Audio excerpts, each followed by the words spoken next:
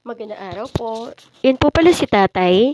Maaga po siyang gumising kaninang umaga dahil lilinisin daw po niya ang likod bahay. Inalis po niya yung mga pako sa mga kahoy baka maapakan po ng aking dalawang anak. At maaga po kaming gumising ngayon dahil meron pong contest po, may competition po ng drum and lyre. Lalaban pong mga estudyante namin po dito sa De Los Remedios. At ayun nga po ang aking anak na napaka-sweet. Niyakap po niya si tatay habang bising-busy naman pong pinupukpok ni tatay yung mga pako sa kahoy. Sabi po niya sa akin, kami na daw po ay magbihis, maligo na.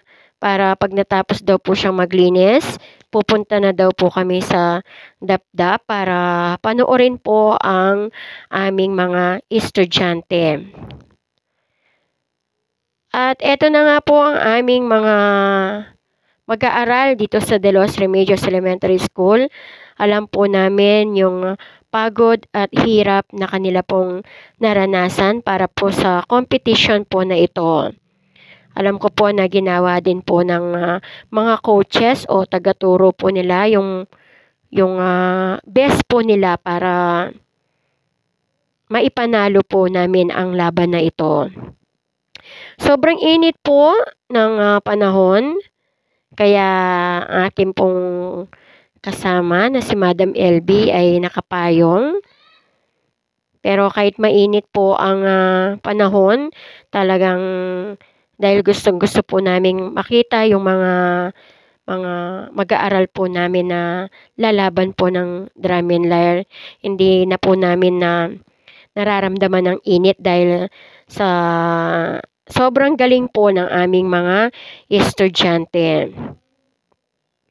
Ayan po, nagpapakitang gilas po sila para maipanalo nga po ang laban na ito. At kami pong lahat, mga guro, mga mag-aaral ng aming paaralan ay natutuwa dahil nakamit po namin ang ikalawang karangalan. At pagkatapos po naming manood ng drum and lyre, kami po ay nagsimba muna dahil malapit lang po yung oval kung saan nakipag-contest po ang aming mga pupils sa simbahan. Halos kaharap lang po. Kaya naisipan po namin mag-attend po ng misa. At pagkatapos po, nagyaya po ang aking mga anak na bumili ng Slurpee at iba pa. Dahil nagugutom daw po sila. Ayan po si Cheche na aking anak at si tatay. At kami na po ay uuwi niyan. Pagdating po ng bahay, ako po ay sobrang saya dahil nandito na po ang ipinadala sa akin ng aking kapatid na galing Hong Kong. Relo po. Kung makikita niyo po sa personal, napakaganda po ng relo. Ayan po, susukat ko po sa kamay ko. Medyo maluwang nga lang po ng konti pero sobrang ganda po ng relo. Kaya maraming salamat sa aking kapatid. At kami po ay kumuha ng mga papaya at bumili ng pakwan. Ayan po. Ni-slice ko na po yung mga pakwan, papaya para meron po kaming makain.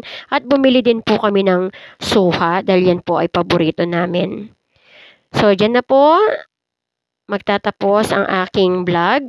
Muli po magandang araw po at mabuhay po tayong lahat. Maraming salamat po.